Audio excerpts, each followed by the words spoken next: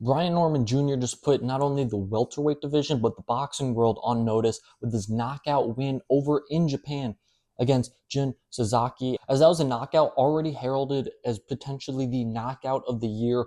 One punch sent Sasaki to the ground. Reports saying he might not even remember the last 6 weeks of his life, or, a little more positive reports, just not remembering the fight at all. Either way, a devastating knockout that everybody has been put on notice about 147-pounder Brian Norman Jr.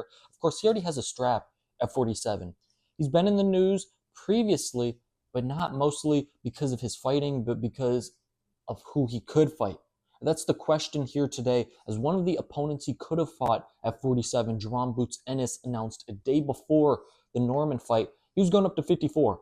Boots, of course, had two straps and the ring belt at 47, announced he's going to 54. Then Norman gets the knockout win. So the question is, did Jaron Boots Ennis move up to 54 to get away from Brian Norman Jr. and essentially duck him at 147? That's the big question that's going on right now in the boxing community. Before we get into that, make sure you hit the like button, comment below if you think Boots ducked Norman, and make sure you subscribe to the Never Drop podcast. It's a loaded question because if you go back before, I believe, Boots versus Stanionis, there were negotiations between Eddie Hearn, Matchroom, and I believe Top Rank and Brian Norman Jr. about a potential fight. A lot of rumors were said that Norman had made $150,000 previously, and then Eddie and Matchroom offered him something, $2 million, something to that degree. Negotiations gone public. End of the story is nothing was ever agreed to. Norman and Ennis did not fight. Ennis unified with Stanionis. Ennis now moved up. Norman knockout just the other day. That's how we're here. So the question is, okay, did Boots go up to 54, though, to get away from Norman? Okay, I can see where some people might say, oh, yeah, he didn't want the smoke with Norman. The reason I give Boots a pass here, and I say he did not duck Brian Norman, and I'll just say this, I don't like calling any fighters ducks because, hey, it's their job to get in the ring. This is a deadly sport. We see with the knockout, with Norman's opponent saying he might not even remember the last 6 weeks of his life, how deadly and potentially harmful this sport can be. So I hate to label any fighter a duck, right? So, but for the lack of a better word, duck is what I'm going to go with. So did Jaron Boots Ennis duck Brian Norman Jr.? And personally, I don't think so, because for this reason. Boots was campaigning at 47 since he entered professionally back, I want to say 2016, I saw, since he entered the sport back then. So almost a decade.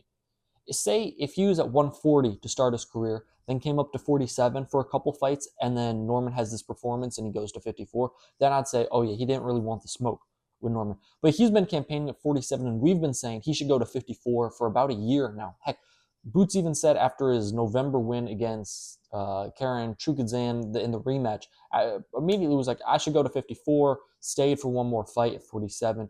I think his body just won't allow him to make 47 anymore. And I'm not mad. I mean, because 54 is a much tougher division than 47 is. So I don't think it's fair to categorize Boots as a duck when he's going to a tougher division. He's been fighting at 47, showing he can't. It's hard to make 47 anymore. I know we want to see him fight for the titles at 47, but the schedules just weren't aligning. Norman obviously had this fight. It was going to be months before Boots was going to get back in the ring if he was going to fight Norman. His body wasn't going to allow him to fight Brian Norman Jr., so I'm not mad at him going to 54.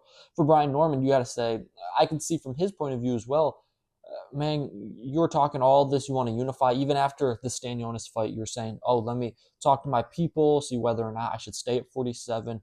There were still ideas that you might stay at 47 for more belts.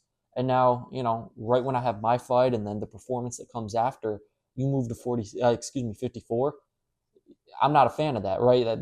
I think that's a duck. You heard Brian Norman afterwards say, hey, some guys just get their boots and run away. So he obviously is feeling a type of way, and that's, fair to him to think that way. Personally, I just think for Boots, it was time to cut 47 loose. He talked about it, and many people have talked about it. He's not performing to his level of expectations at 47. So at the end of the day, you got to do what's best for the body and your career. I think he should move to 54 a year ago. I don't think he should have fought Stanionis at 47 earlier back in April. I think he should have been at 54. So I'm not going to categorize him as a dud. But one thing for Boots, he's got to fight someone at 54 soon.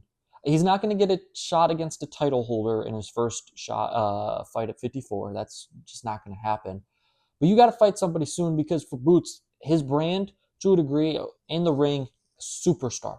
Out of the ring, it's a little rough because you got to think about it. There's Brian Norman, some people saying he's ducking Norman. Not agreeing to Teofimo Lopez. Agree, again, in his defense, he's going up to 54. He's not even staying at the weight class to fight Teo. But also the Virgil Ortiz back in February. Originally, they were scheduled to fight, and then last minute, Boots' team put, no, we're going to fight at 47, knowing Virgil can't make 47 anymore. So for Boots, he's kind of had building up a little bit of history of negotiations and not happening, and it kind of being potentially on his side. Teofimo, not really, but Virgil for sure. Norman, he's the one going up to 54. Boots is, that is. So it's interesting. You got to fight. 54, any fight at 54 is going to be a tough fight. The amount of guys in that division is ridiculous. So eventually we got to see a Virgil Ortiz versus Boots fight at 54. That's top 3 fight in boxing, in my opinion. I think you give that fight a year, let both guys get a title, or one guy get a title and one guy contending. I think that might be the best fight in boxing. That's just my opinion, but for Boots, he's got to fight a name guy at 54 eventually, soon enough, and I think he will. For Brian Norman, I think he's the king of 47 right now. Devin Haney was chirping, him and his pops were chirping Brian Norman, kind of gone a little silent after that performance. Devin Haney wants to come up to 47. Brian Norman Jr. can say, hey, I'm the guy at 47. Why don't you come over here, right? So Brian Norman Jr. in a welterweight division that isn't as loaded as it was, he's the king, right? All roads go through Brian Norman Jr. right now, and he's still young, got a lot of time in front of him. So I'm interested to see what's next. But in totality, did Boots Ennis duck Brian Norman Jr.? I got to say no. I think going to 54 is the right move for his career. About time he made that move. And I'm excited to see what both fighters, Brian Norman and Jaron Ennis, have next for us. I think both fights are going to be must-watch, tuning in fights as heck. Norman, the king of 47 at the moment. Boots, the newcomer at 54. It's going to be fun. Maybe eventually in their careers they meet up at 54. We'll see. That's all I got for you. Make sure you like, comment, and subscribe to Never Drop Podcast. I'm Luke Backman. That's all I got for you today. Peace. I'm out.